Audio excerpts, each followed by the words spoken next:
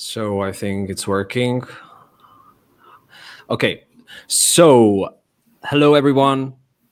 We're saying hello to you wherever you are in the Czech Republic or Slovakia. Maybe you're surprised that you see us again here after 1 year, because 1 year we met with Scott Ritter and with Jindřich Rajchl here for your to answer your questions. And today we are here again for you to just answer some questions and maybe some topics which troubles you, which trouble you. So this interview is again to just answer some questions. And today I don't have your questions here. I only have some topics because you write to me on my social media and you are interested in some of these topics. So let me tell very briefly. This is like I would say underground or punk interview. So this is not official. Scott Ritter, I'm going to tell something about him if you see him for the first time, but we are going to talk about things from one perspective, okay? You don't have to agree with everything. Just write below, write your opinion, discuss it. This is like open debate. I'm very grateful for your time, Scott, that you came today here. It's a great opportunity again. So thank you very much. Many people in the Czech Republic were grateful for that. And thank you, Jindřich, for providing that interview because it's your work. So thank you very much, both of you. And we are very happy if you share this, if you just put your comments below, if you subscribe. Thank you very much. All information are below written. So if you need more, just find it, click, and just you can follow Scott Ritter or Jindřich Rajchl. So let's say something about guys here. Who is Scott Ritter? Weapons inspector, writer, and lecturer. Worked with United Nations weapons inspector in Iraq within 1991 till 1998. News analyst for CNN and NBC television networks. Producer of documentary film Shifting Sands, The Truth About Iraq 2000. Also in military service, he attained rank of major. You later became a critic of United States foreign policy in the Middle East. He served with United Nations implementing arms control treaties during Operation Desert Storm and in Iraq overseeing the disarmament of weapons of mass destruction. So this was very briefly. If you would like to add something, Scott, you can right now. Well, I would just say that I was in the United States Marine Corps, and we consider that to be one of the more elite fighting forces in the world. So when I speak of military things, I speak of it not as an amateur, an armchair person, but as somebody who trained for and implemented this training in wartime. I was a participant in Operation Desert Storm.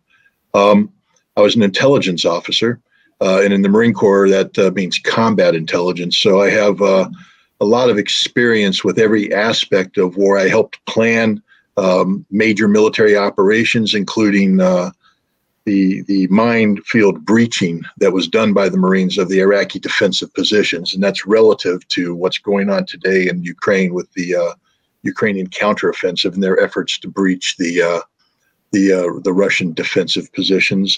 I also was a weapons inspector in the former Soviet Union. I implemented the Intermediate Nuclear Forces Treaty, the first time that we got rid of nuclear weapons in the nuclear era. And I have the distinction, I call it the honor, of being the first inspector on the ground in the Soviet Union, which makes me the first on-site inspector in the history of on-site inspections. And I wrote the book on on-site inspections, which is why I got involved with the Iraqi operation where we had to rewrite the book. And so look, I'll be the first one to say that I'm as simple as it gets. There's nothing complicated about me. I'm not the smartest person in the world. I'm not the cleverest person in the world. I'm not the most highly educated person in the world, but I have a certain amount of experience that I apply to the analysis I provide. But as you rightly pointed out at the beginning here, I, like anybody else, should be taken with a heavy grain of salt. It's my opinion. It's a professional opinion. It's an informed opinion, but it's just an opinion. And it's imperative that people don't flock to one source or two sources and say, because so-and-so said this, therefore it is going to be. I hope through this process not to have people walk away and say, oh, Scott Ritter said X, therefore that's the Bible, we're going to do it. No, I want this to be the triggering moment for a larger debate, discussion, dialogue about the complexities of the problems that we face today, especially with the war in Ukraine, because it is a very complicated situation. And while I believe that Russia's on the right side of history, it doesn't mean that every argument made by NATO or by those nations supporting Ukraine is a fundamentally flawed argument. There are some principles, principled stands. The debate about what constitutes legitimate preemptive self-defense under Article 51 of the United Nations Charter is a very valid discussion of what constitutes a war crime, etc. These are complicated issues. These are legal issues. These are moral issues.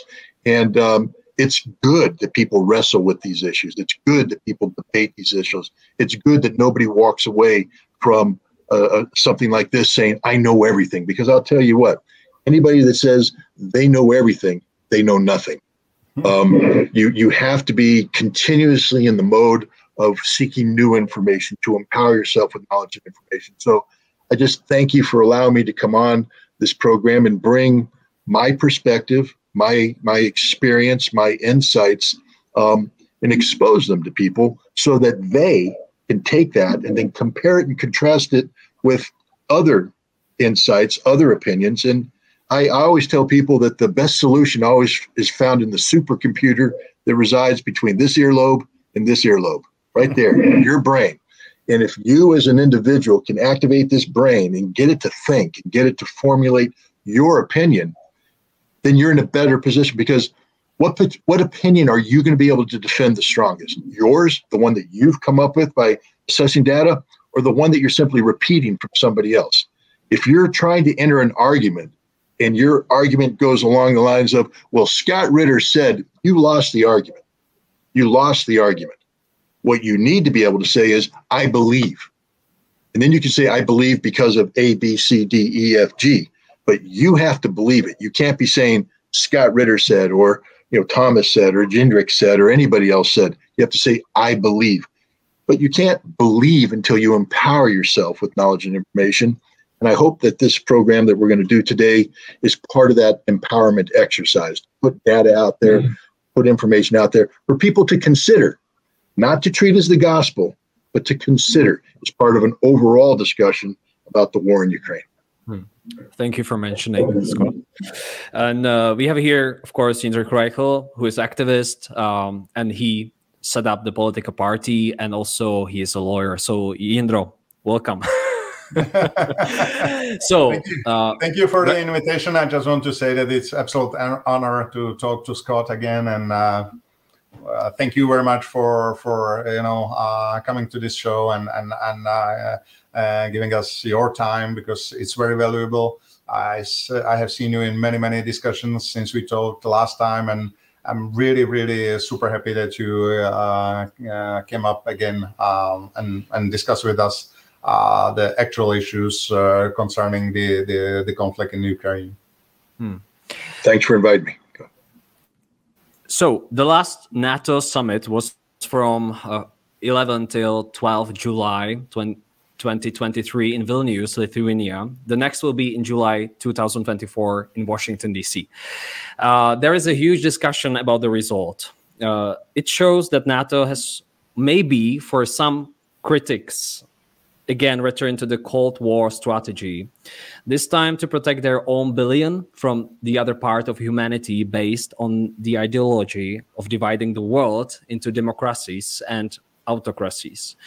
The summit documents again defined Russia as the most significant and direct threat to the Allies' security.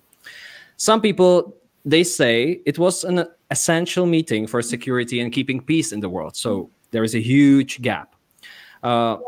However, President Biden made comments telling CNN that Ukraine isn't ready for membership just yet, in part because that would mean NATO countries would be at war with Russia. But there are many more things. So, Scott, the first question for you: how you feel the result of that meeting? What's your opinion about that, and how you see the future of conflict? Because that's what is at stake right now. Well, in order to answer what happened at Vilnius, we have to set it up. There's an old saying that you can't solve a problem unless you've accurately defined the problem first. I think, Jindřich, as a lawyer, you know what I'm talking about. Okay, you gotta set it up. You got to build the premise. It's got to be founded in fact. So to talk about Vilnius, we have to sort of go back in time. We don't want to go back too far, but unfortunately we have to.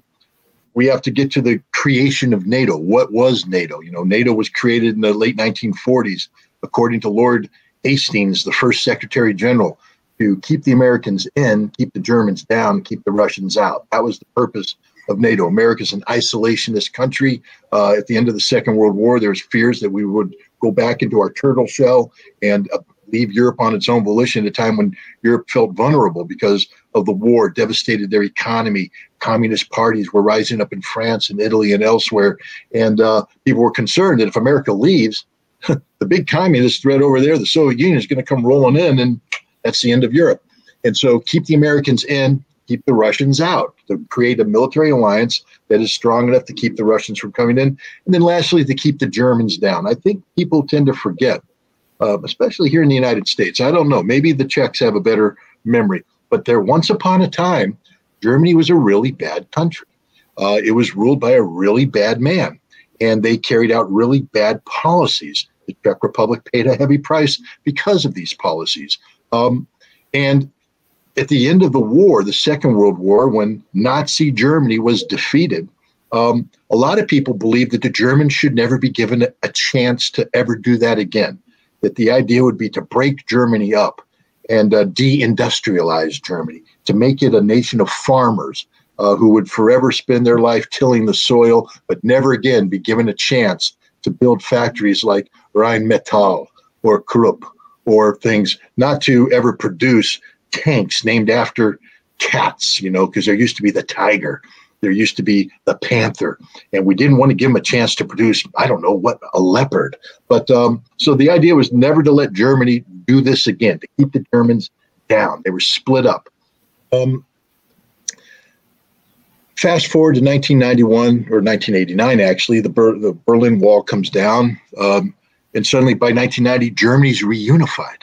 Now, part of that reunification was a discussion about how do you take East Germany, occupied by 500,000 Russians, and West Germany, occupied by 300,000 Americans and another 200,000 French and British, and how do we bring them together? They need to have a peace treaty because one hadn't been signed. A lot of people didn't realize that when the war ended, there was never a peace treaty. Germany never reconciled with its sinful past. It was there. So Germany had to sign a peace treaty. They had to come together. And then what to do with these troops? And the Soviets said, well, we're willing to leave. But to do that, we need a guarantee that if you bring Germany together, and the Soviets remember, we in the West tend to forget, the Soviets remember, when Germany gets big, they do really stupid things. Like they start to march eastward towards Russia.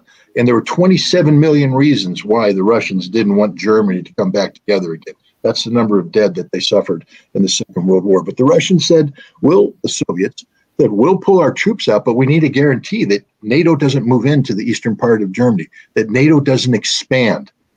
And they were promised not 1 inch eastward. NATO will not expand 1 inch eastward, and the Soviets left. And what did NATO do? They expanded not 1 inch eastward, but miles, hundreds of miles eastward. They began a process of expansion. Why? Because NATO and its master, the United States, and I think we need to be clear here, who calls the shots here? NATO doesn't get to say anything. NATO doesn't exist. Jan Stoltenberg doesn't get to say anything unless it's been approved by the United States. NATO is a fundamental extension of American national security interests. That's what NATO has morphed into. And the United States made the decision that when the Soviet Union collapsed in 1991, what remained, Russia, would never be allowed to rise from the ashes like a phoenix, to reconstitute itself in a manner that replicated the strength of the Soviet Union. We had to keep Russia down. And one way to do that would be to expand NATO into the former Soviet bloc states, to deny Russia access to this potential, and to bring the NATO military capability, because it is a military alliance, up to the Russian border. So an expansive, aggressive NATO. Boris Yeltsin was not happy about that. When he left, Vladimir Putin wasn't happy about that either. But Russia was fundamentally weak, so NATO could get away with this without consequence. But as Russia started to recover economically, politically, militarily, Russia started to push back. In 2008, a U.S. ambassador named William Burns wrote a memorandum about Ukraine becoming a member of NATO. NATO was talking about, we're going to invite Ukraine in. And why would NATO do that? Because there was a fundamental understanding that if Ukraine could be stripped out of the Russian orbit, that Russia would be fatally weakened, that this would weaken Russia's geopolitical position to the point that we could encourage, we being the West, the collapse of Russia. So bringing it, and Russia knew this. I mean, Russia's not stupid. And the Russians went, that ain't going to happen. It's a red line. And so Burns wrote a memorandum called Niet means Niet, no means no. And he said that if we go forward, we being NATO, go forward and do this, we will set in motion events that will probably result in the Russian military intervention in Ukraine. So what I'm trying to say is in early 2008, the U.S. ambassador to Russia wrote a memorandum that said the cause and effect relationship between inviting Ukraine to join NATO from inviting is war, that Russia will invade Ukraine. And what did NATO do in November of 2008? They invited Ukraine in. That tells you that NATO knew what they were doing, that NATO deliberately created the conditions for a conflict with Russia. So now NATO's going down the path of conflict with Russia. But NATO also during this time is involved in something else, because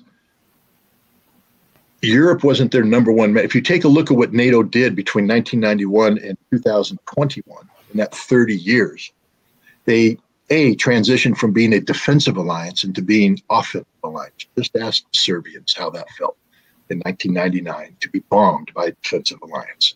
All right, so NATO became something that wasn't designed to be an offensive military alliance that is in the business of regime change. In 2011, they carried out a regime change operation in Libya. Since 2002, NATO has been involved, or was involved in Afghanistan, in not just regime change, but nation building. Again, things that defensive alliances don't get involved in. NATO poured everything they had into Afghanistan. The United States kept coming around with the 10 cup, shaking it, saying, we need more, we need more, we need more, we need more. And we promised NATO, we're there for the duration because we must fight terrorism over there so we don't have to fight it here. NATO was like, we're with you, America. We're with you. We're behind you, because what is the servant supposed to say to the master? So NATO goes to Afghanistan, gets involved in Afghanistan. In early 2021, the United States was still demanding of their NATO partners to invest heavily in Afghanistan. But in August 2021, we precipitously withdrew. We just picked up and left, leaving NATO in a lurch. Now, they had to withdraw too, but now NATO falls back. And again, this is August 2021, guys. That's just barely 2 years ago. NATO is questioning. And again, you guys are from a NATO country. You know what the questions were. What is NATO about? What is NATO? What are we doing? Is America a reliable partner? Can we count on America? And so to answer that question, NATO had to reconfigure itself quickly.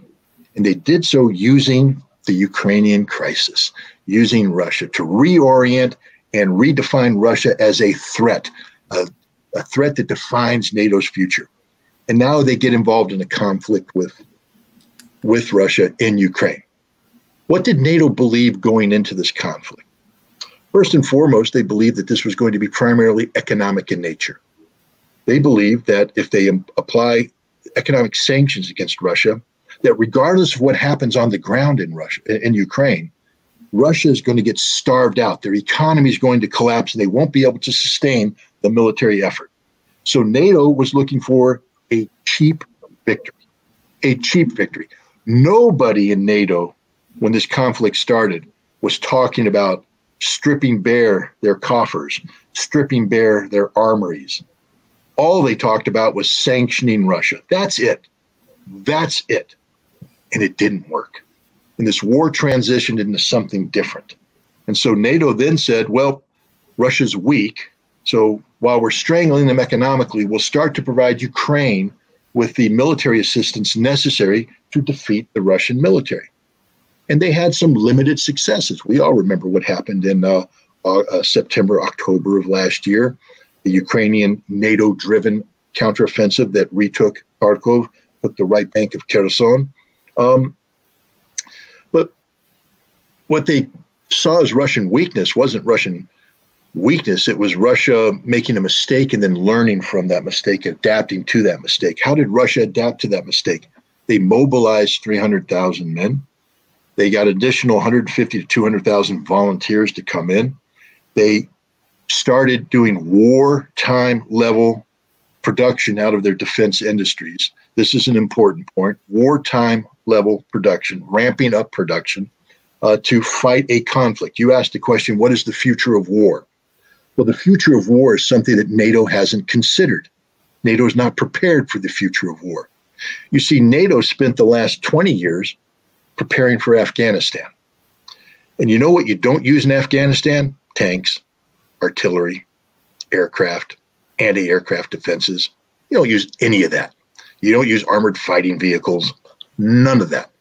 And so now you're NATO with a defense budget, and the United States is saying, you got to focus on Afghanistan. They say, okay, put those tanks in the warehouse. We're not gonna exercise. Aircraft, that's expensive, guys. Keep the aircraft parked, maintain them, fly. We're not flying them. It's no big deal. And NATO atrophied. It's like a guy who used to go to the gym and lift weights every day and flex in the mirror and say, I'm pretty cool. But what happens to that cool looking body when you sit on the couch, pop open a couple beers, and eat potato chips for 20 years? The muscle goes away, it becomes fat. You stop being that athlete. And that's what happened to NATO. They stopped being an athlete. They became a fat couch potato. General Cavoli, the Supreme Allied Commander, Christopher Cavoli, American four-star general, commands all NATO forces and all American forces in Europe. He gave a presentation at a Swedish defense forum in January. And one of the takeaways from it is he said that NATO hadn't imagined the scope and scale of the fighting taking place in Ukraine today. Hadn't imagined it. Now, what does that mean? Anybody who's been in the military understands that it's all about imagination. Because in peacetime, your job is to imagine what war looks like. You imagine what the potential future fight is going to be, because then you build your military capability to meet that. You structure your forces, you get the equipment necessary, you train, and you assemble the resources necessary to sustain the fight. Let's just talk about one resource in particular: artillery, ammunition. NATO, again, is an extension of the United States, adapted its approach towards large-scale ground combat based upon the notion that precision strike will offset the lack of massed fires. So NATO stopped making a lot of artillery pieces and started focusing on how to use that artillery in a very surgical manner. So you have, and this is from a budget perspective, it means you produce less ammunition. And you have less ammunition on hand. The United States in the entire Gulf War fired 60,000 rounds of ammunition. The entire Gulf War. And we were popping rounds out a lot. Ukraine today fires 5,000 to 7,000 rounds a day. A day. The production rate of ammunition for the United States, 155 millimeter ammunition, is 85,000 rounds a year. Now, if Ukraine is firing 5,000 to 7,000 rounds a day, and America produces ammunition at a rate of 85,000 rounds a year, tell me, how quickly will Ukraine run out of ammunition if the United States is its supplier? And the answer is very quickly. Now, we have reserves that we built up. So did NATO. NATO built reserves, but they built it based upon a mindset that said, we're going to be firing 60,000 rounds for an entire conflict. Russia fires on some days 60,000 rounds one day. So all of NATO's artillery ammunition, the stores that they had, were based upon a flawed premise of what war would look like. And the reality of war is beyond the imagination of NATO. NATO, not a single NATO country is prepared to fight the war that Ukraine's fighting today. Not a single NATO country is prepared to that. I will tell you this. The Czech army, if it went into Yugoslavia, would be annihilated in 1 week. 1 week. Your army would no longer exist. The Polish army would probably be annihilated in 2 weeks. The American army would be dead within a month. Don't even talk about the British army because they can't even fill a soccer stadium. We can go on. NATO doesn't know how to fight. This is an important premise because NATO hasn't prepared for this fight. NATO hasn't conceived this fight. They haven't imagined this fight. They're not organized for it. They're not logistically prepared to support it. They can't even imagine what's going on there. This is the reality. So now NATO, having committed to support Ukraine, realizes that they've committed to something they can't sustain. They've given Ukraine all of their money. They've given Ukraine all of their military equipment. I mean, they've kept a bare minimum left for them. But on critical things like ammunition, NATO's looking around saying, we don't have any ammunition left to give. Because not only the ammunition that we have right now, we're going to run out of ammunition in days if we go to war against Russia. Days. And let me give you a news flash for all the people out there that think about NATO military supremacy. When you run out of artillery ammunition in a war defined by artillery, you lose that war. So NATO goes into the summit knowing that they have lost, knowing that Ukraine has lost, knowing that there's nothing they can do to help the Ukrainians. Nothing. That's the reality. So now what does NATO need to do? They suffered a near fatal blow in 2021 with the American withdrawal from Afghanistan. Many people at that time were questioning, why do we have a NATO? Is America a reliable partner? So now the war in Ukraine was supposed to reinvigorate this enthusiasm for NATO. But now NATO's looking around saying, we aren't structured right. They're admitting it. Let me tell you how they admit it. They publish a 4,000-page war plan. Why do you need a 4,000-page war plan if NATO was a military alliance that was ready for war? They're not. They're not. They have to rethink everything. So NATO is literally starting from scratch. That's what Vilnius said. Jan Stoltenberg talked about creating a 300,000-man rapid response force. Now, I'm not a professional comedian, but I just told you the biggest joke in the world. A 300,000-strong NATO rapid response force.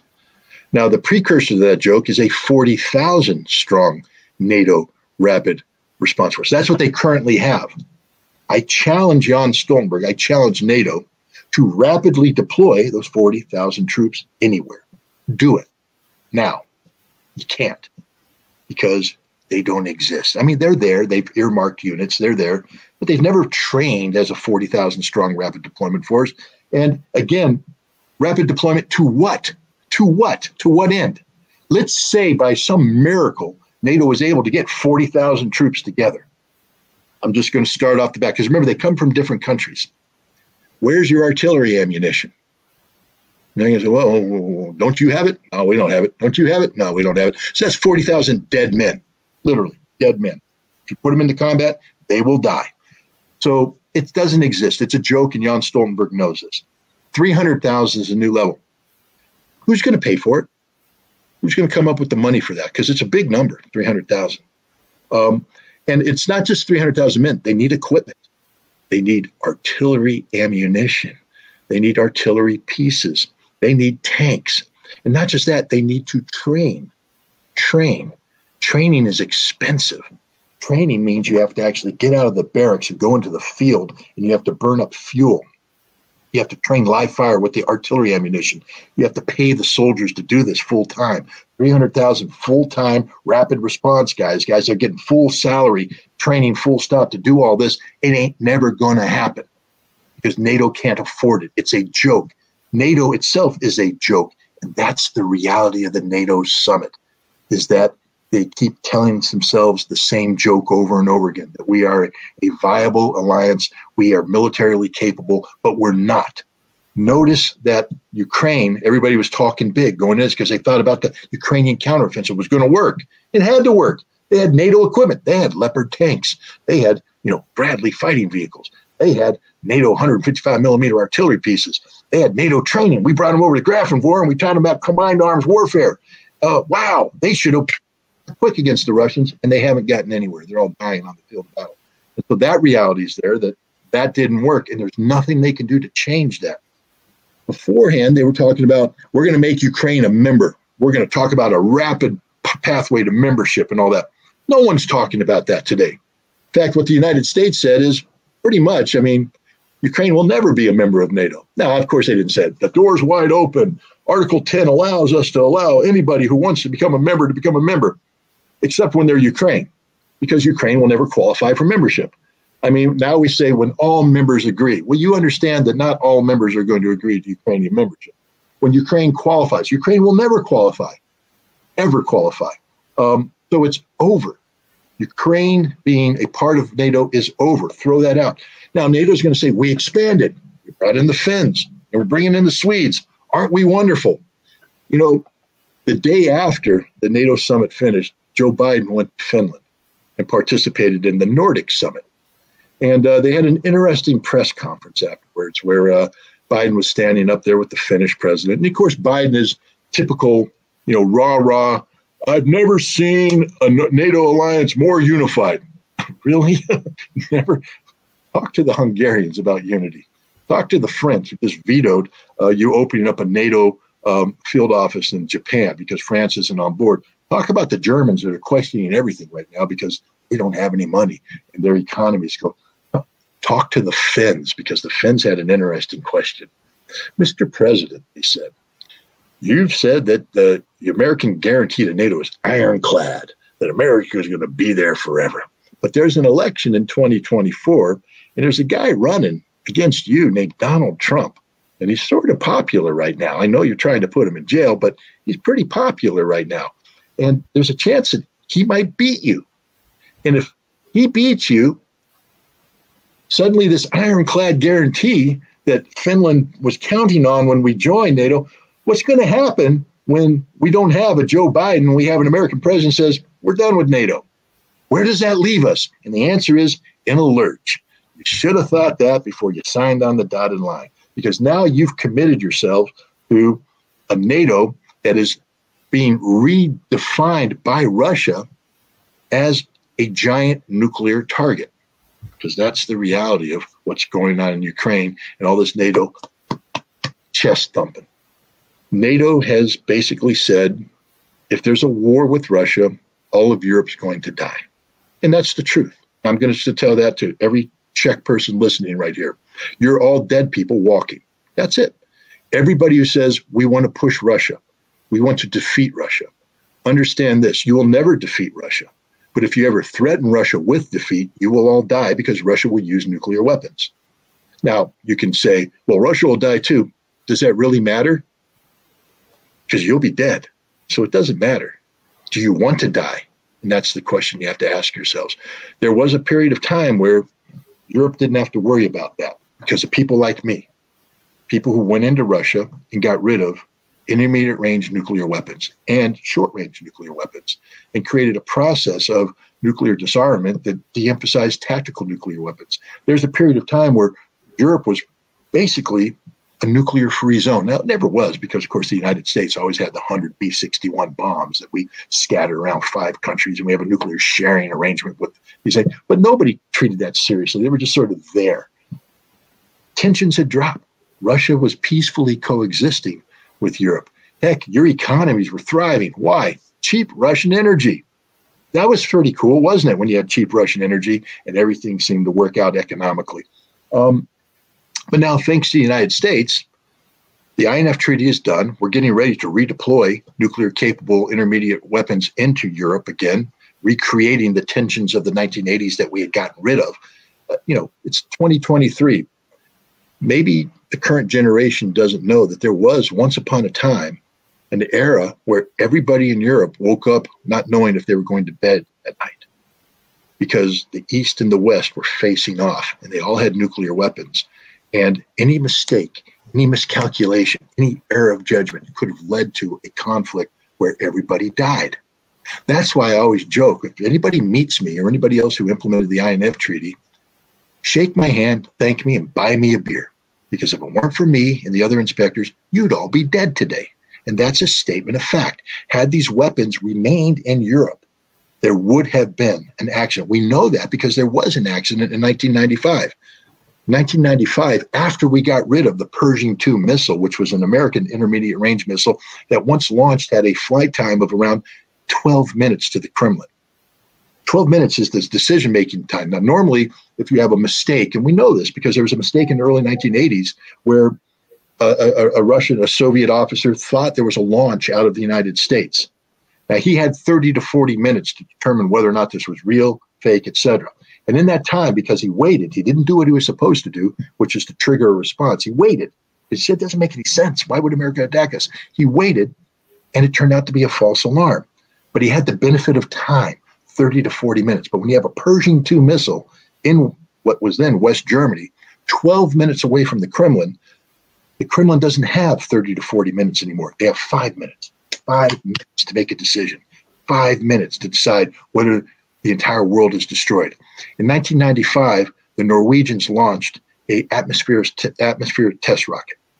And the Russians picked it up and said, that's an incoming Trident missile, going to do an air burst, EMP burst, to knock out Russian defenses and then pave the way for an American attack. They postulated this thing. They brought the nuclear football to Boris Yeltsin. This is real, ladies and gentlemen. This really happened. They opened up the nuclear football and they said, enter the launch codes, Mr. President. We have to strike America now. We have to strike America. We have to strike Europe. It's general nuclear war. We have to do it now. That's what our doctrine says. And Yeltsin said, wait, why? Because he didn't have to worry about a Pershing II coming in. He had more than 5 minutes. And about 12 minutes later, they realized it was a mistake. 12 minutes. But had we had intermediate range missiles, we wouldn't have had 12 minutes. And Yeltsin would have had to enter the launch codes, and we'd all be dead. So I'm not making this up, ladies and gentlemen. This is real. Those weapons would have killed us all if it weren't for people like me who got rid of them. But now they're coming back.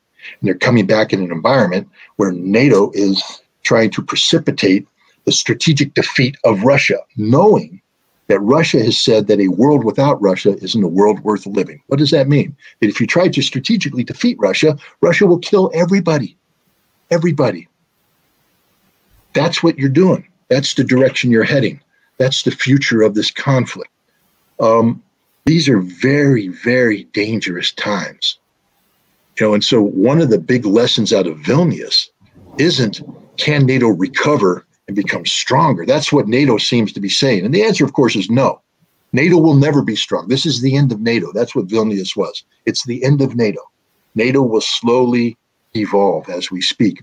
But some of the most dangerous periods in history are when empires start to crumble because they get desperate.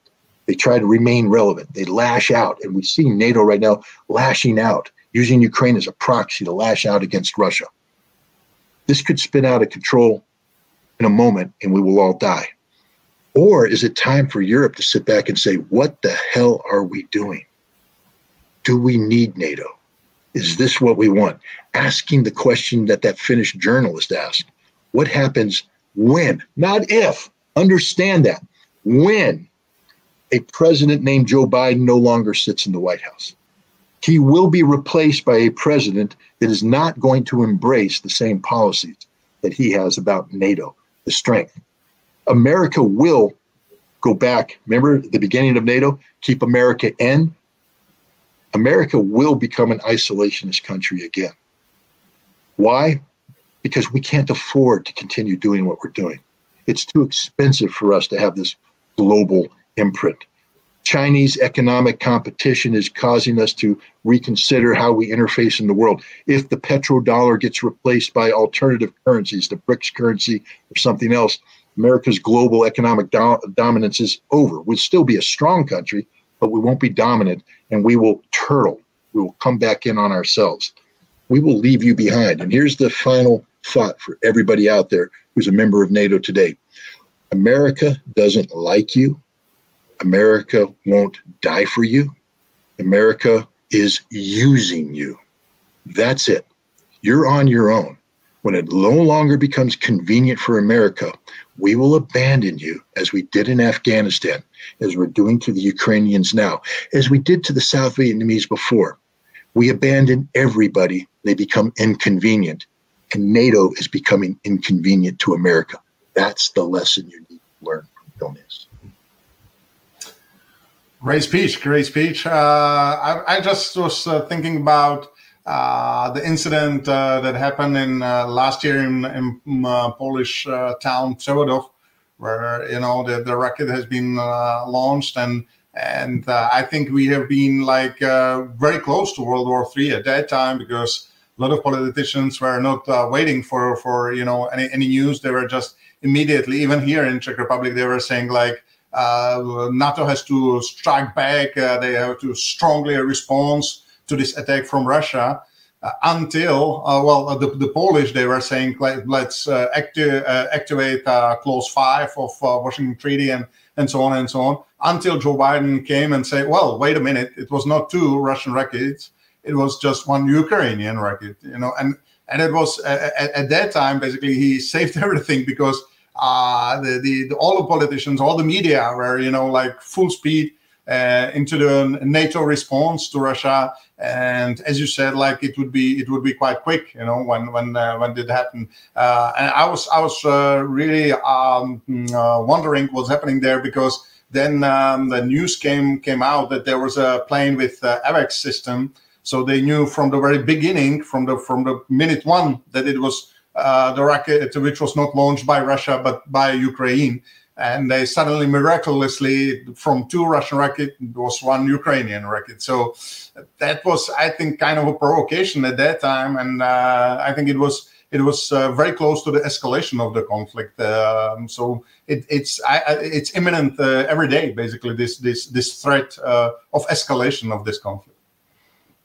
No, I agree. But the other thing that we have to reflect on is, again, Poland saying Article 5. Understand this. When any NATO country speaks of Article 5, they're saying America. Because NATO has no Article 5 capability anymore. Back in the 1980s, when I was in the Marine Corps, NATO was a real military structure. We had full-time militaries in the field that trained all the time to carry out a war, so that if the Soviet Union ever came across the border, we had an army ready to fight right then, right now. That doesn't exist today. Where's the Czech military? Deployed in the field, ready to fight? Or is it in the barracks, eating, I don't know, Wiener Schnitzel, drinking beer, got some pretzels, dipping in some mustard, maybe get some of that good Budweiser, however, I'm being a little facetious here, but my point is the Czechs aren't training for war. It's too expensive to train for war. They train for parades. Czech military, like every NATO military, has this nice dress uniform in there, and they'll put it on every now and then with all the medals they never earned in combat, because NATO's not a combat force anymore. And they will parade around and say how great they are and how wonderful they are. But when they say Article 5, understand that Czech Republic has no Article 5 capability at all. I challenge any Czech general to come up. You have I believe you guys just elected a president, right? A former military officer. He's sort of a big pro-NATO guy. I'd like to see the president tell me what Czech Republic's going to do in an Article 5 situation. What forces will you send to Poland, Mr. President? That's a question every Czech citizen should ask. What forces will you send? Article 5. Yay, let's do it. What forces will you send? You don't have anything to send, do you? Nothing. You got some aircraft? Let's talk about those aircraft. What's the sortie sustainability rate of those aircraft? What's their maintenance rate? What percentage are in full operational capabilities? And if you engage in combat, how many air-to-air missiles do you have? What are your fuel supplies? Have you stocked up fuel to fight a war that's going to last for months? Do you have the ability to do 500 days of war right now? What happens when the Russians hit your fuel supplies and you have no fuel left? Do your airplanes take off? No. Mr. President, can you fight an Article 5 intervention anywhere in NATO? And the answer is no. And that answer is repeated by every single NATO country except the United States. And the United States answer is no, because we haven't imagined it either. So here's the thing about NATO talking about Article 5 intervention. They can't do it. You know, there's a lot of talk about the United States coming to the assistance of Taiwan, if you remember. In the last year and a half, it's been Taiwan. We have to, careful about Ukraine because we got to go to Taiwan. And American admirals and generals were saying, we got this under control. We're going to do this. But notice Tony Blinken just went to China in last month and or earlier this month. And what did he do?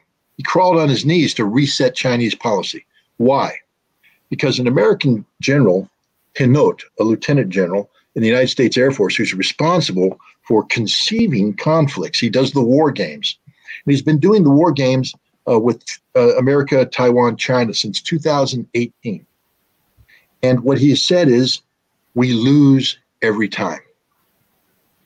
Every time we engage in a simulated conflict with China, there's not a single scenario where we win. Therefore, for America to be embarking on a policy that has the potential of ending up in a conflict with China that we know we're going to lose, it's a fait accompli that America will be defeated. Therefore, we have to change our policy. Okay, I'm telling you right now that in NATO, every time they war game out a potential conflict with Russia, NATO loses. NATO can't win. It's impossible for NATO to win. There's nothing NATO has that can achieve victory in a conventional sense. The only thing NATO has are nuclear weapons, and NATO can never win a nuclear fight. NATO, if they use nuclear weapons, will all die. It'll be the end of NATO, the end of the world. So anybody out there, the Czech president and any other would-be tough guy, or gal, because there's a lot of women out there that apparently talk stronger than men half the time. And they talk about Article 5. You're talking about your death. It's a suicide pill because there is no Article 5 response. None. NATO doesn't have it. We know this because of the Vilnius Summit. 4,000-page war plan. You don't need a 4,000-page war plan if you were already prepared to go to war. A 4,000-page war plan means NATO wasn't prepared to go to war. You don't need to create a 300,000 strong rapid response force if you were prepared to go to war. It means you weren't prepared to go to war. NATO cannot win against Russia under any scenario. None. There's not a single one. That is the truth. That is the reality. So all the people right now that are talking about we need to stand up to Russia, we need to be strong against Russia, you're talking about killing yourselves. Again, I just think it's important for everybody listening, Czech, German, European, whatever, to think hard and fast about the reality of the situation that you collectively face. Article 5 protections are, first of all, not needed if there's no threat. If you're going to use Article 5 as a vehicle to empower yourself to carry out offensive actions against Russia and Ukraine, then it's a suicide pill. Because frankly speaking, NATO has no ability to implement Article 5 in any effective way. So it's the unfortunate truth. NATO is a suicide pill, and the sooner Europe flushes that pill down the toilet of life, the better off it'll be. Interesting open. I think like a lot of people will be like opening their eyes, and I believe that it's important to talk straight about all of this stuff. Just one thing, what do you expect as the next development in Ukraine? What will happen in upcoming months? Well, it's interesting. I just had a conversation with Alexander Kots. He's a legendary combat reporter on the Russian side, and it's always good. Again, as I said when I started talking to you, to take what I say with a grain of salt. And one of the reasons is I'm American. I'm sitting thousands of miles away from the front line. And all of the information I have comes through various filters. So my data set is incomplete and has been manipulated by others with their biases and such. So it's always important to actually get a chance to talk to somebody who's on the ground, seeing things firsthand. I look at the battlefield right now, and I see a Ukrainian military that's in the process of being defeated decisively. They're the offensive military power that NATO helped build up, train, equip, is being wasted in a counteroffensive that's achieving literally nothing of significance. And I take a look at what NATO has left to give, and I see it as insufficient. I look at Russia and recognize that of the 300,000 reservists that were mobilized, over 200,000 of them have not been committed to this battle. They're being organized into reserve armies that are capable of carrying out offensive operations. They're receiving the best equipment, the best training, etc. They have yet to be committed. And so I see a battlefield that is leading toward the collapse of the Ukrainian army and the ability of Russia to exploit that collapse with this reserve army to carry out, very consequential counteroffensive operations. And so I've been saying that I believe that this war could come to an end, that Ukraine can be militarily defeated by the end of summer, early fall. Alexander Kots disagrees with me. And I think we have to pay attention to what he's saying, because he's a man on the front line. He's a man who has direct knowledge of things. His feeling is that while the Ukrainian army is indeed approaching collapse, and that, yes, there are Russian reserve forces that are capable of attacking, his question is, to what extent? What is the Russian military capable of doing realistically? Realistically, Russia is possibly capable of taking the Donbass, recapturing the totality of Lugansk and Donetsk. They're probably able to make meaningful impact in Zaporizhia. Kherson is a problem because the right bank of Kherson has been ceded to the Ukrainians. And right now you have a giant river, the Dnieper River, whose main bridge has been blown up. And he brought up World War II, and he said in order for the Soviet armies, and we're talking about massive armies, to take Kherson, to capture that city, they first had to take Kiev. And only then, after they took Kiev, could they pivot and then advance down the west bank of the right bank of the Dnieper River and take Kherson. And you can't take Odessa without taking Kherson. So there's a lot of people out there saying, well, Russia needs to take Odessa. And the question is, well, how does Russia take Odessa? How does one go about doing that? How does Russia take Kharkov? That's another, it's not as challenging, but does Russia take Kharkov? And if you take Kharkov, where do you draw the line? Do you advance up to the Dnieper River? And is that your new line? Do you drop the bridges over the Dnieper River and create a barrier between you and Ukraine? But then part of Russia, the right bank of Kherson, will remain in enemy hands. And constitutionally speaking, that means that you're giving up part of Russia. Russia has a problem here, has a real problem here. And the fact is that if you don't tie political victory to a military victory, this war has every chance of becoming frozen if NATO is willing to continue to supply the Ukrainians. Now, the question is, how long can NATO supply the Ukrainians? To what extent? And these are variables that are in the best of the situation, they're wide ranging, because we could go to heavy amounts of supplies to no supplies, something in between. But right now they're not knowable. He brought up something that was also very interesting. Now, he said in February 2022, when the Russians first went in, there was widespread support for the Russians and the ethnic Russian populations of Ukraine. Widespread support. But this war has hardened the ethnic Russian population that's in the Ukrainian side. They're fighting for Ukraine now. They're not fighting for the Western Ukrainian nationalists. They're fighting for Ukraine.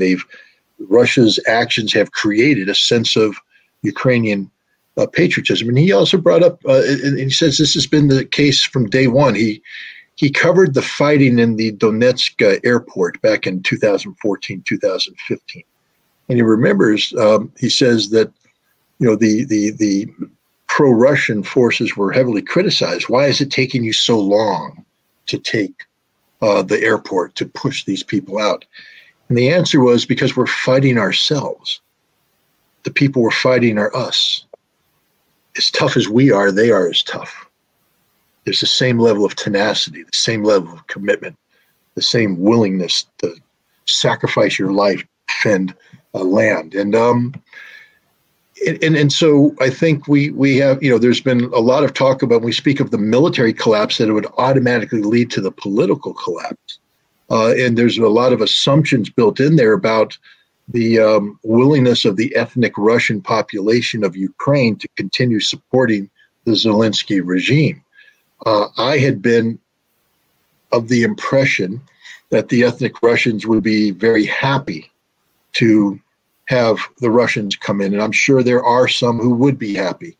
But the perception of Mr. Kotz is that many of these ethnic Russians aren't so thrilled about Russia anymore, because there's been a war that they've paid a heavy price, and that they identify as Ukrainians, and they're willing to fight and die for Ukraine.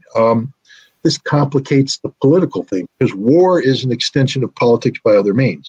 You can't speak of just the military defeat of Ukraine. You have to speak of the political defeat of Ukraine. And right now, while I can conceptualize the conditions for the collapse of the Ukrainian military in the current line of contact, and Mr. Kotz, I think, agrees with me that is a probable outcome. The question is, once they collapse and the Ukrainians withdraw, how deep can Russia go?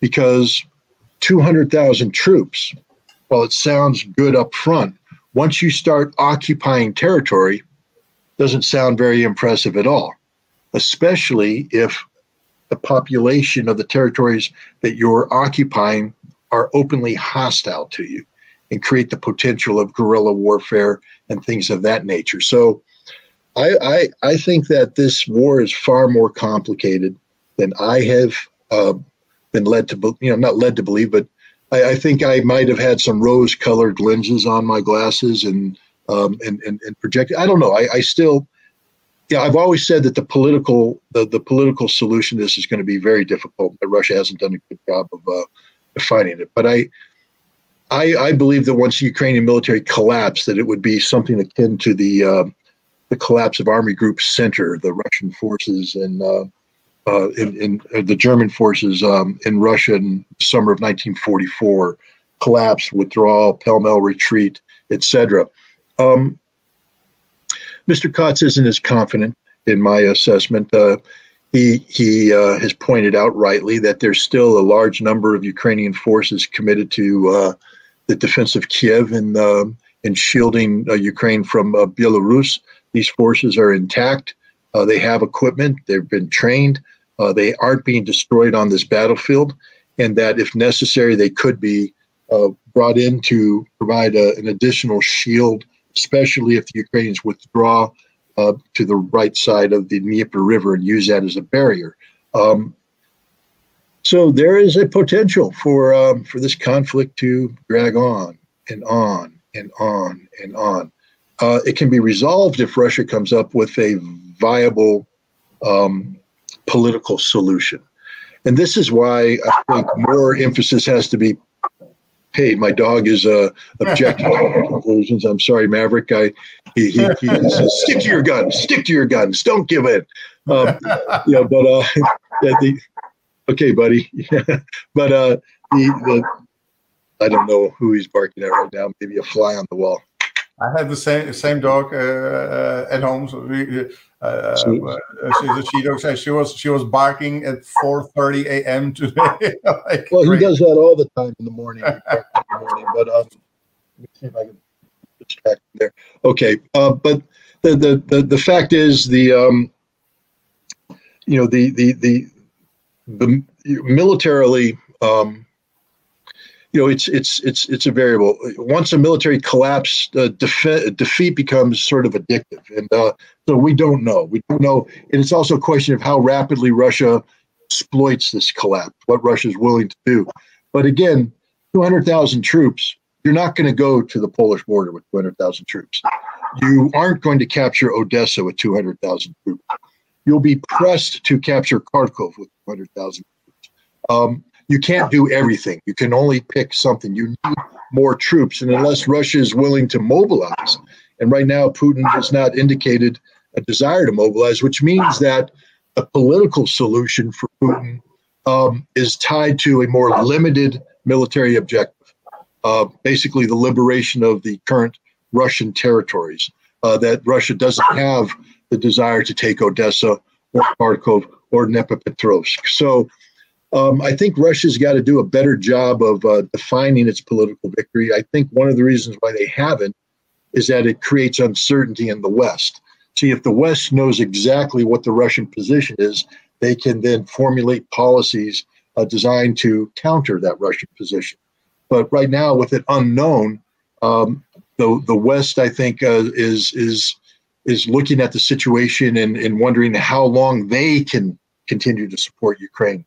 How many resources, because it's a big question mark. And so I think it comes down to not so much the military, but the political. And Russia hasn't defined what a political victory looks like right now. It's thrown the West for a loop, because you hear the West talking about we need to start negotiating with Russia. There's movement in that direction. But negotiate to what end?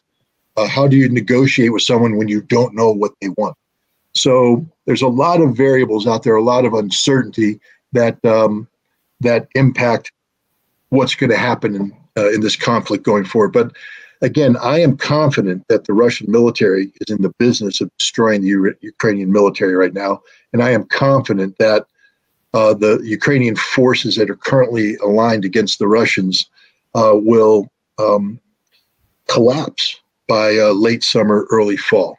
What happens after that collapse, I think we need to say we just don't know. We just don't know. Donald Trump is saying repeatedly that if he is sitting in the White House, he will end the conflict in 24 hours. So, well, yeah, but listen to what he said. He said one thing which is true. He would call Zelensky and say, "We're done supporting you." And the moment the United States pulls the plug on military support, financial support, it's over for Ukraine. But then he said that he would call Putin. And if Putin didn't accept the terms, that he would say, then I will give Ukraine everything we have. And then seek to, and I just want to remind Donald Trump that we have nothing. So I don't think Russia is really afraid of you giving Ukraine everything we have. Plus, it just shows a level of immaturity on the part of Donald Trump. Do you really think you can threaten Vladimir Putin? Do you really think you can threaten Russia? Do you really think that they're going to back down after Russia has put so much effort into this conflict in Ukraine that they're going to negotiate that away because Donald Trump picked up the phone? he implies that he knows Vladimir Putin very well. I would say that he doesn't know Vladimir Putin at all if he's going to make the kind of assessment that he made. So I'll worry more about Donald Trump and his ability to impact things when if he wins the Republican primary, and I'll worry even more about it if he wins the 2024 election. Right now, we're a long way away from his words having any meaning in terms of actual policy. This war is going to be this war is not going to be the same war by the time Donald Trump would become president, hypothetically, in January of 2025. There's a lot of time between now and then, and I'm very comfortable with this assessment. It's going to be a completely different situation then than it is now. So Donald Trump's words simply don't matter. What's up with Volodymyr Zelensky? Because I think he was quite surprised in a negative way in Vilnius, because he came there with like very powerful stance, and then he backed away, apologizing basically to everybody. And right now he was like doing the tour in Europe, Bulgaria, Czech Republic, Slovakia, Turkey. Threatening everybody, he's like, if you give me everything, I'm your friend. If not, I'm your foe. So what's up for him right now? Because all this counteroffensive, I think, is just exploiting all of the resources that he has, and I don't know what he's going to do, if he's just the puppet of the United States, or what's up for him. Well, in order to answer that question, you first have to answer how important is Ukraine to the Czech Republic? How important is Ukraine to Poland, to Bulgaria, to Slovakia, to Hungary, to Germany, to France? What are they willing? Because right now, the collective West has put a tremendous amount of resources, investment into Ukraine. How important is that investment? What is the end goal objective? What does the West want to achieve here? I think there's a growing recognition that they're not going to strip Ukraine away from Russia in totality, that at a minimum, Russia is going to control the territories they currently occupy and Crimea, at least for the foreseeable future. Is the future of Ukraine a forever war? But I think, A, the question is, can Ukraine sustain that? And B, is the West positioned to help Ukraine sustain that? Can Europe live with a defeated Ukraine, totally defeated, with a total Russian victory, and the dynamic that brings to changing the European security framework? So the real question here is it's not what Zelensky wants, because Zelensky is irrelevant. He's unfortunately just he's a player in a drama that the script is being written by others. His job is to read the script. His job is to serve as an actor, and it's a tragedy that he's involved in. But he literally doesn't have a vote. He doesn't have a say. His fate will be decided by others. So the question is not what Zelensky thinks, but what the president of Czech Republic thinks, what the president of Poland thinks, the prime minister, etc. What do they think about Ukraine? And I think that was one of the important things about the Vilnius summit, is what we found out is they don't know what they think about Ukraine. They don't want Ukraine to be a member of NATO. That's clear. There's some people that say they do, but that was for political purposes. Nobody wants Ukraine to be a member of NATO. They don't even want Ukraine to be a member of the European Union. Why? Ukraine is a train wreck. It's a disaster. Under the best, even without this war, Ukraine was not an ideal member of the European Union. The level of corruption is unfathomable. So I think what we're going to see is that Europe has to decide what they can live with in Ukraine, and how much they're going to let Russia take. I think Russia's looking for a political solution. I think if Europe came up with an appropriate, balanced response, one that that allowed them to save a little bit of face by preserving some form of Ukraine, especially one that had access to the Black Sea, meaning the retention of Odessa and Nikolaev and those ports, that Russia might be able to live with that. But it has to be Ukraine that will never be part of NATO. NATO is going to have to finally say no to that. And that's right now what we saw is they aren't able to do that. NATO continues to say that Russia does not have a veto over Ukrainian membership, but Russia does have a veto, and they've exercised that veto. And Ukraine will never be a member of NATO. When will Europe be able to articulate that and say that is a key question? Because the sooner Europe can say that, the sooner a solution to this conflict can be raised. If Europe was willing to say right now that Ukraine will never be a member of NATO, what that does is allows the conflict to be frozen and for Ukraine to be demilitarized non-violently, to remove the NATO resources from Ukraine, making it a non-military threat, but then to provide Ukraine with the security guarantees it needs. Because if you're going to take away its status as a NATO proxy, and it's not going to be protected with Article 5, it needs some security guarantees, or otherwise, it will feel helpless before Russia. So what are those security guarantees going to be? Who's going to provide them? These are all questions that I think could be answered and resolved, and this conflict could end today, literally today. And think of how many tens of thousands, hundreds of thousands of lives would be saved if that happened.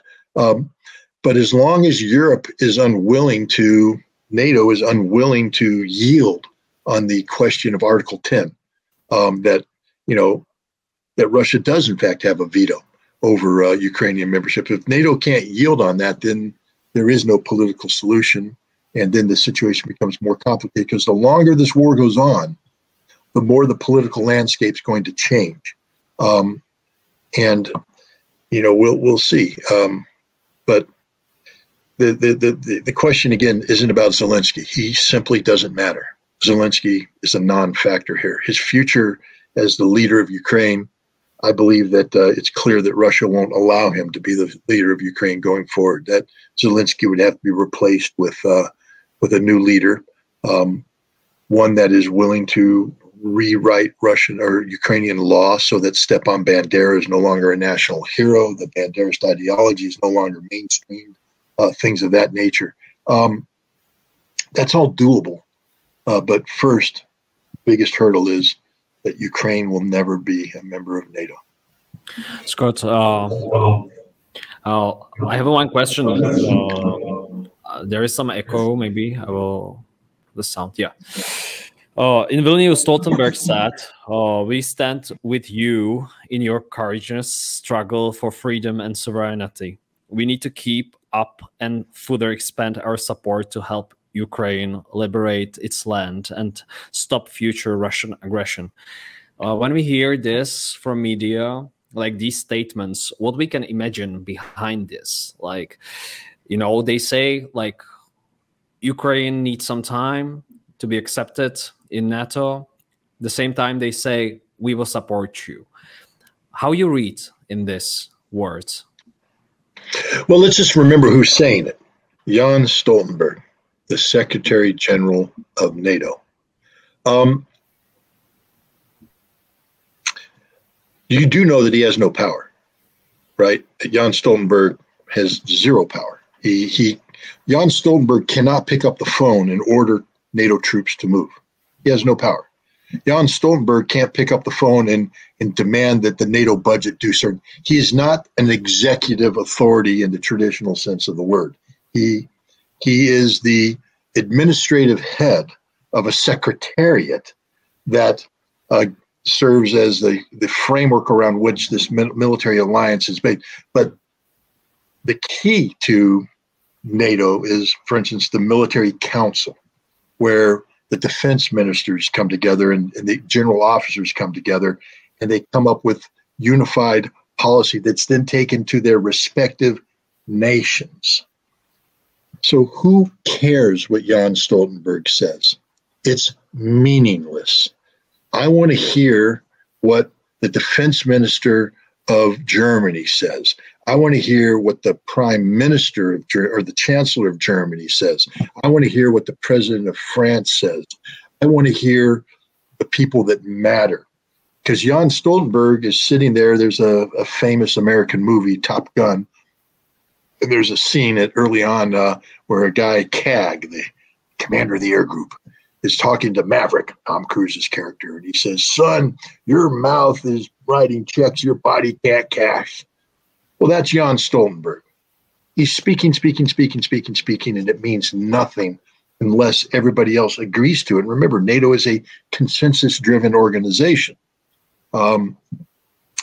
So I don't pay that much attention to anything that Jens Stoltenberg says. What I want to hear from are the people when he says we're going to expand the battalion-sized battle groups in the Baltics to brigade size. I want to hear from the nations that have to do that. Remember when he back in Munich, not Munich, but in Madrid last year, do you remember what happened when Jens Stoltenberg spoke? The defense ministers went, what is he talking about? He didn't back off us. And that's the truth. No, everybody's saying what he's saying is irrelevant because we have to make that decision. We haven't made that decision yet. And we haven't decided where these troops are going to come from. But Jens Stoltenberg is a powerless figure. He is a figurehead. What he says doesn't matter. It may be reflective of some sort of political consensus, but automatically assuming that because Jens Stoltenberg said something, therefore it shall be, is a large stretch of the imagination. Because there's budgets that have to be passed. That means you got to go through parliaments. Parliaments have to debate these issues. It's far more complicated than what it appears to be. So I'm not too worried about what Jens Stoltenberg says.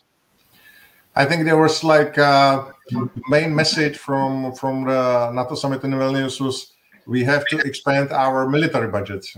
So in my opinion, it was like being a politician. It was they were like, okay, we have to buy more guns, we have to buy more artillery, we have to buy more ammunition. So there's business for all of these warfare manufacturers. So that was the message that was like striking from Vilnius. From my point of view, basically that the whole Ukrainian situation has been misused for business, and that's how it was like. That was my feeling from Vilnius. No, it's not. You're not wrong. But again, what budget does Jens Stoltenberg control? Does he have the ability, as Secretary General of NATO, to call up the Czech Parliament and say, "Give me more money"? What would happen if he did that? What if he called up the Speaker of the Czech Parliament? Here in Czech Republic, it will happen probably because. What I'm saying is, doesn't the Czech Republic actually have to gather together and meet and pass laws and pass a budget, and they have to be debated and things of that nature? Jens Stoltenberg has no authority to call anybody and demand something. When he speaks, he should be speaking based upon the consensus of the group. And Madrid showed that he oftentimes gets ahead of this. He says things that hasn't been fully vetted, fully staffed. But again, Jens Stoltenberg controls no money, none, except a tiny budget for the Secretariat.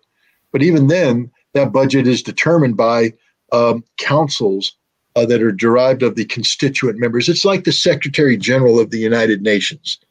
What does the Secretary General control? Just a technical secretariat. That's it. The Security Council controls many things. Yeah. Other councils, the members, but the Secretary General is a leader of nothing. Yeah. And that's the reality of Jens Stoltenberg. True. So do you think there's from what you are saying, my impression is that the most probable scenario is like kind of a Korean scenario, that the parties will be just in a frozen situation, and then when everybody is tired and exploited with the war, that someone will say, oh, well, that's the 38th parallel, or there's a Dnipro River, and we're gonna simply like froze the war here, and that's it, because there's just like what happened in Korea. So is that something you're just seeing as a potential outcome? I mean, that's something that I think the West is going to start looking more favorable upon. That's an ideal solution for the West. For Russia, it's intolerable. It's an intolerable solution. And unless Ukraine was able to militarily change the status of the battlefield, it's one that Russia will never accept. Russia will, I believe, never accept a frozen war, because that's the end of Russia, because it freezes a bad situation in place and allows the West to get back on its feet, start retraining, re-equipping, etc. And then eventually, what's wrong with a frozen conflict? Eventually it thaws and becomes a hot conflict again.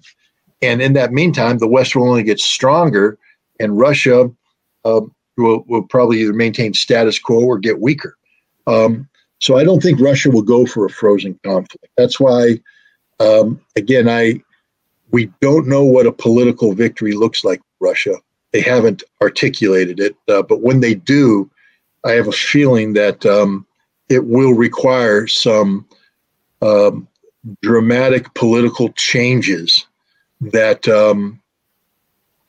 will ensure that this won't be a frozen conflict. Russia wants final resolution to the Ukrainian problem.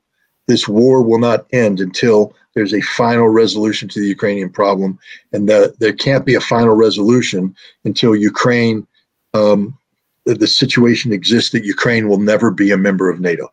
That has to happen. If that doesn't happen, then Russia won't agree to an end to this conflict. Okay, one question from the point of view of Czech Republic, because there is a strong, let's say, opinion of the media and politics, who are saying in Ukraine the fight is also for Czech Republic, because when Russia acquires and conquers Ukraine, they will continue to Slovakia and Czech Republic and so on and so on. But you said basically that they are not even able to occupy the whole territory of Ukraine. So do you see there's any probability that Ukraine will conquer the whole Ukraine, that Russia will conquer the whole Ukraine, and then it will continue through Europe and attack Slovakia, Poland, Czech Republic, these countries? Do you see that as possibility? No, not even a remote possibility. It's inconceivable. One, Russia has no. Show me somebody who can show me that Russia's even considered this. Russia, not the Soviet Union. Russia. Show me where Russia has considered this. Russia has no desire whatsoever to militarily intervene in any part of NATO. You know, when you look at the Baltics, I mean, you know, Russia would love nothing more than to wipe the Baltics off the face of the map, but they're not going to, because they're sovereign states, and they respect that. But you know, a conflict with the Baltics would only happen if they provoked the conflict by trying to strangle Kaliningrad, by trying to, you know, somehow exploit the notion of the Baltic Sea being a NATO sea, and restrict Russian projection out of St. Petersburg. It would be a decision by the Baltic countries to go to war. Russia, on its own volition, will not attack any NATO member. Ukraine is an exception. It's always been an exception, a unique exception. And even then, Russia didn't go out and just precipitously attack. You know, there was a coup that took place in the Maidan in 2014 that empowered Ukrainian nationalists who started committing ethnic genocide against ethnic Russians. And Russia intervened to protect the ethnic Russians in Crimea and in the Donbass. But it wasn't an invasion. Indeed, Russia was working for 8 years to try and implement the Minsk Accords, which would have preserved the Donbass as part of Ukraine. Russia rejected early on notions of the independence of Lugansk and Donetsk from Ukraine. So Russia has had, there's no one can show me anything that says that Russia is seeking to move. The other thing is, let's say Russia did have that, because we know they don't. What would it take? Because to get to the Czech Republic, Russia would have to go through Ukraine, which means they would have to occupy the totality of Ukraine. They would need millions of men to do this, millions. And Russia has an army, the total army, once it completes expansion, is 1.5 million. They would need 5 million. They would need 7 million to do this. Russia's not building that kind of army. Russia doesn't seek this kind of outcome. I think this is ludicrous. This is stupid, frankly. I don't mean to be too insulting of people, but if you think that Russia is going to go through Ukraine to you, you're literally stupid, because you're not thinking. You've fallen victim to propaganda. You haven't engaged that supercomputer I spoke of. So it's just irresponsible thinking altogether, which is why this whole notion of building a 300,000-man rapid response force and all that, unless you are NATO saying we're going to invade Russia, unless we're going to take the war offensively, you don't need this force. It's ridiculous. What you need is a new European security framework that de-emphasizes military outcomes and focuses on peaceful coexistence. And the best way you get peaceful coexistence is to create conditions of economic and political mutual benefit. This is why the sanctioning of Russia is Europe's worst possible course, because first of all, it didn't work. It's backfired against you. And two, you've lost all leverage. You have no leverage left with Russia. The best way to ensure a peaceful Russia is to be working with Russia toward peace. And, friends who shop together very rarely end up going to war against one another. And I think it's time for Europe to be smart about where it gets its energy, for instance. Russia has cheap energy. Russia has a lot of cheap energy. I don't know what the situation is in the Czech Republic, but I know that the French and the Germans have not been happy with their energy bills lately.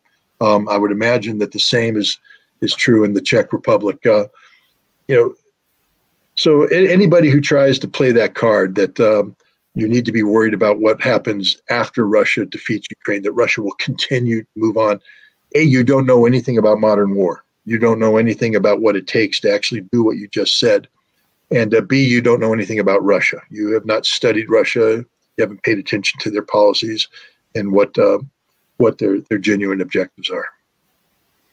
Well, one thing I have listened to you and some other people who are discussing the possibility of escalating this conflict, and all of the time what's coming back as a boomerang is a Zaporozhye nuclear plant. So you are discussing that in some of your interviews, that it could some incident could drag Europe and the world into the war.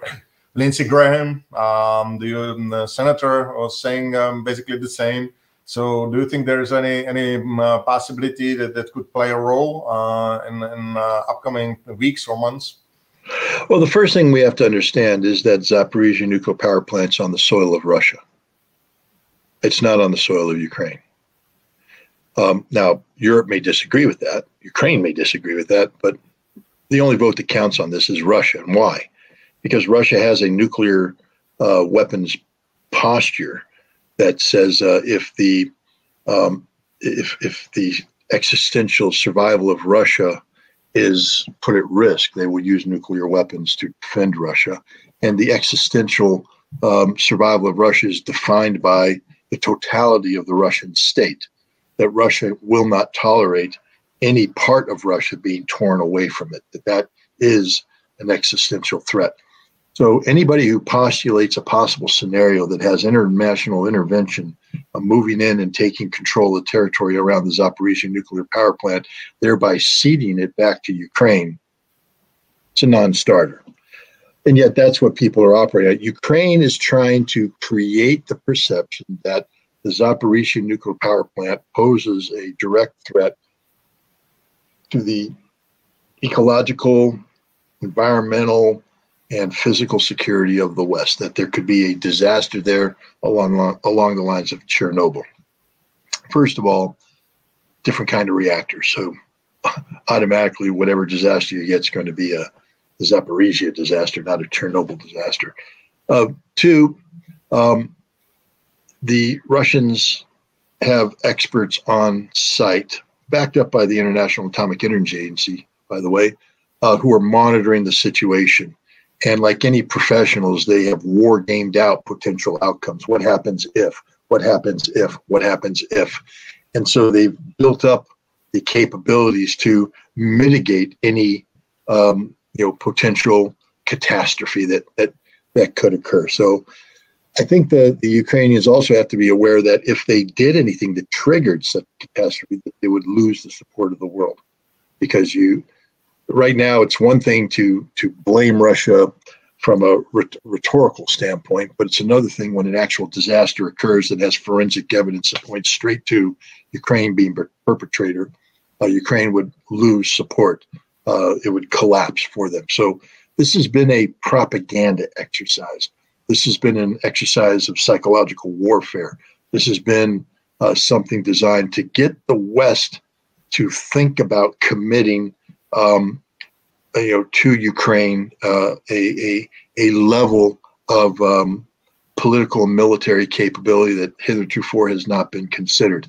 It's not going to happen. The West is not going to intervene on behalf of Ukraine on the Zaporizhzhia nuclear power plant because Russia will never tolerate it. And as Joe Biden said, they're not willing to do anything, boots on the ground, and said that it could lead to a force-on-force conflict that could trigger a nuclear war. So I think the Zaporizhzhia nuclear power plant, I think you're going to see that it's going to factor in less and less and less. It was something that was designed to enhance emotions in the lead up to the Vilnius summit. But right now, I think Ukraine has other issues on their mind than trying to artificially stimulate a crisis that is never going to go the way they want it to go. Okay, well, I just wanted to ask about some particular things, because when we are talking about Zaporizhzhia, immediately comes to my mind Kakhovka water dam, Nord Stream, the recorded call of Zelensky where he's threatening of blowing up Druzhba oil pipeline, which is obviously crucial for the Czech Republic. So what's your opinion on this? If there's because every time something like this happens, it's always accounted to Russia, obviously. But then everybody becoming more and more silent. So right now, the United States is saying that they have some evidence that Nord Stream was blown up by some private Ukrainian entity that was basically renting the ships and all of the stuff. So what's your take on these actions? Because these are basically acts that are endangering the stability in Europe and could escalate the conflict potentially. Look, the more desperate Ukraine gets, the more desperate their actions will be. Blowing up Nord Stream, first of all, I still think it's an open question whether or not Ukraine did it. There's many people who are just going, oh, no, it was the United States. But, bottom line is it wasn't Russia. That's the important takeaway. I think everybody has stopped that nonsense. The same thing with the dam. Russia didn't do it. Nobody believes Russia did it. Everybody knows Ukraine did it. It was Ukraine bragging about blowing up the dam. Their military commander said, we tested the means to do this back in December of last year. And that we just determined that the time wasn't right. Not that we would never do it, not that it's inconceivable that we would do it. It's we can do it, but the time isn't right to do it. That was in December. Clearly, the time became right. Ukraine blew up the dam. Ukraine blew up the Togliatti ammonia pipeline. if the Druzhba pipeline is blown up, it'll be because Ukraine blows up the Druzhba pipeline. Russia's not in the business of destroying, this kind of critical infrastructure. That's not what Russia's been doing. There's no evidence that they've done anything like that. They've been very measured in their attacks on Ukraine. Even last night, the strikes against Odessa and Nikolaev appear to have been a very measured response to the attack on the Crimea bridge. So I would say that there's potential for Ukraine to do even more acts of desperation, and it's up to the West to pick up the phone and tell them to cease and desist on some of these things, because it could get very dangerous. I have confidence in the people that work at the Zaporizhzhia nuclear power plant that they would be able to mitigate any detrimental consequences of Ukraine's continued shelling. But it's a nuclear reactor. These are nuclear fuel rods and cooling ponds.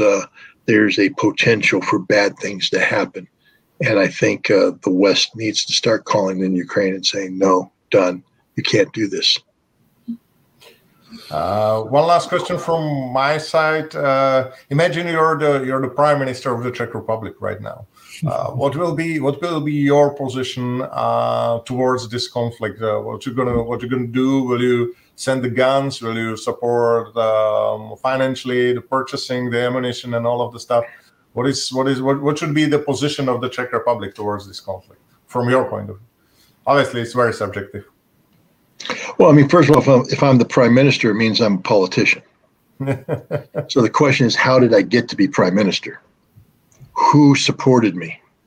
Who funded my campaign? And who am I responsible to? Especially responsible to in terms of how do I stay in power? Because very few politicians like to commit suicide, political suicide, while they're in power. Most politicians want to sustain their hold on power.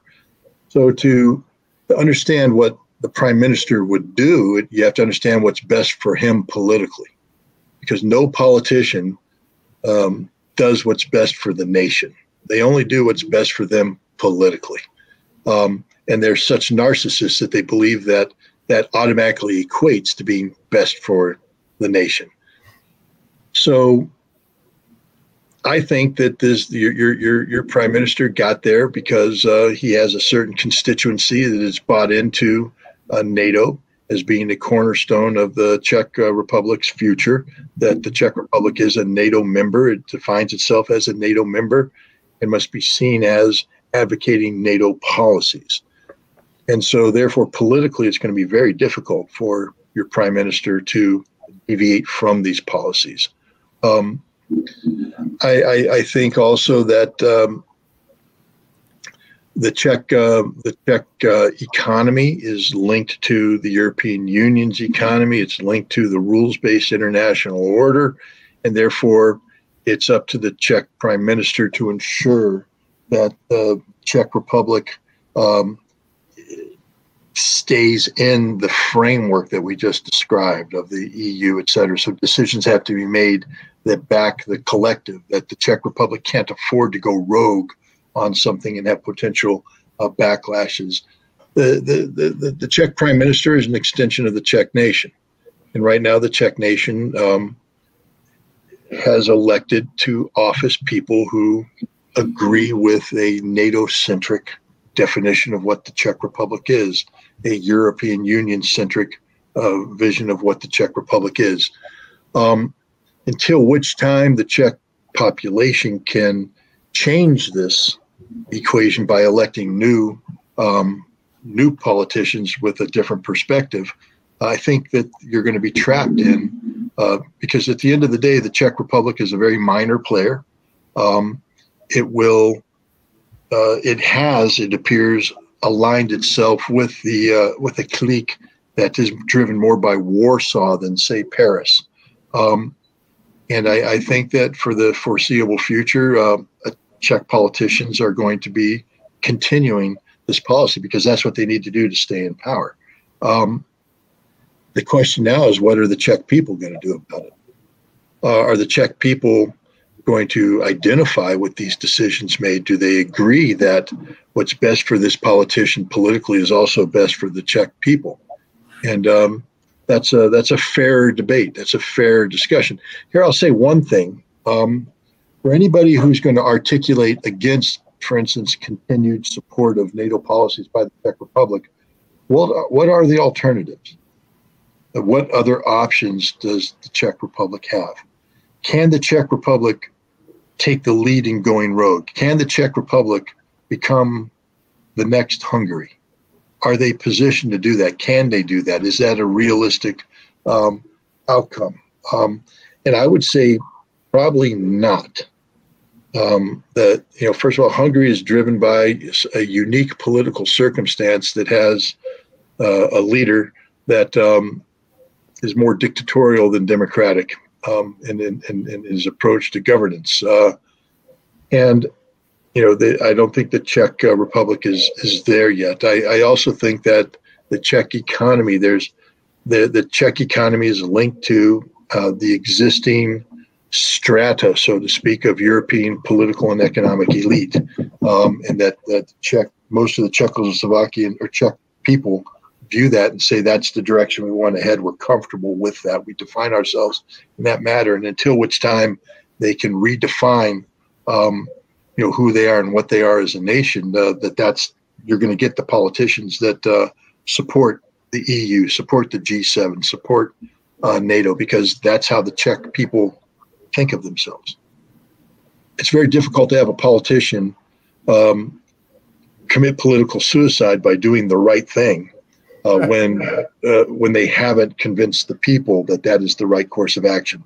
Politicians very rarely move in that direction because they won't be politicians for much longer. They'll be voted no confidence. They'll be removed from power, and then somebody else will come in to take it back. It's up to the Czech people to pick their leaders, and as they always say, that you get the leaders you deserve, and as long as the Czech people continue to elect politicians like their current crop, you get the leaders you deserve. Sure. Scott, thank you very much for your time and for your answers. This broadcast, I think it will go to all Middle Europe because it's in English. So thank you very much again. Really, I appreciate it. Thank you very much, Jindro, for providing this interview and connection. And I'm very curious about your opinions, guys. So write down in the debate, and if you agree, write why. If you don't agree, write why. Every opinion here is welcomed. And so thank you very much for sharing this interview. I think it's very good to provide other people opportunity to hear Scott Ritter, because his experience is huge, and I would like to hear their voice as well. So thank you for your comments. Thank you for subscribing, and let us know if you like this interview. We met, guys, after 1 year. It's amazing. And we are again on 3 continents. Scott, you're in America. I'm in Asia again, not in Vietnam. Nowadays, I'm in Malaysia. And Jindra is in Europe, in the Czech Republic. So it's amazing that we can connect and we can share ideas. So thanks, both of you, very much. If there's anything you would like to add or you would like to say, just there is space for you. I just want to say something and then give the last word to Scott as our honorable guest. First of all, I think these discussions are absolutely crucial. Nobody has to agree with that, but we have to discuss all of the stuff that we see that is like around us in order to really search for the truth. And there is nowhere objective truth. There are just angle of views. But in my opinion, the very important thing is to discuss them, to openly discuss them, and not to suppress the discussion with only one view that is possible, that is tolerable, that only the official policy is the one that everybody has to repeat, and no one can challenge this and everything. So I believe that this discussion is very important. It should belong to the mainstream media, because they're in mainstream media. You only have that one stream, and I believe that that would change someday, and that the people, as Scott said, would decide for their future, because no one else will does that. There's no Messiah. There is no Jesus that will come back to this world. The people will simply have to choose their way, and for the future of the Czech Republic, I really hope that they will choose right. Look, I have nothing to add to that. I agree with everything that Jindřich just said. It's imperative that people empower themselves with knowledge and information, and then be open to engaging in civil discourse, debate, dialogue, and discussion. People can have differences of opinion, and these differences can be strong, but you will not solve the problem collectively if you turn it into a shouting match, angst-driven, anger-filled vitriol. This has to be done civilly. It should be done fact-based, and it should be done in the form of debate, discussion, and dialogue, such as what Thomas and Jindřich have done here today. So again, I'm honored, and it's an honor and a privilege to have been invited to participate in this. I thank you very much for allowing me the opportunity to speak to your audience, and I look forward to doing it again. Hopefully, if we do this again, it'll be talking about the post-conflict war, that the war will be over and the nightmare that has gripped Ukraine, Russia, and Europe has come to an end. I put links for you down, so you can find any book from Scott Ritter if you want. Just you can continue searching, guys, and also you can find links on Jindra if you don't follow him. So thank you very much again to USA and to Europe, and hope that next interview will be in a time of peace. That's my wish as well. So thank you guys very much. Have a nice day. Enjoy your life. I wish you successful everything you do, and see you maybe next time. And thanks to all audience for sharing this interview. Thank you. Thank you all. Thanks to all the viewers, and thank you, Scott, for coming up to this show. It's an absolute honor to speak to you. It's always very refreshing and really, really great experience. Thank you. Thanks. Goodbye. Bye.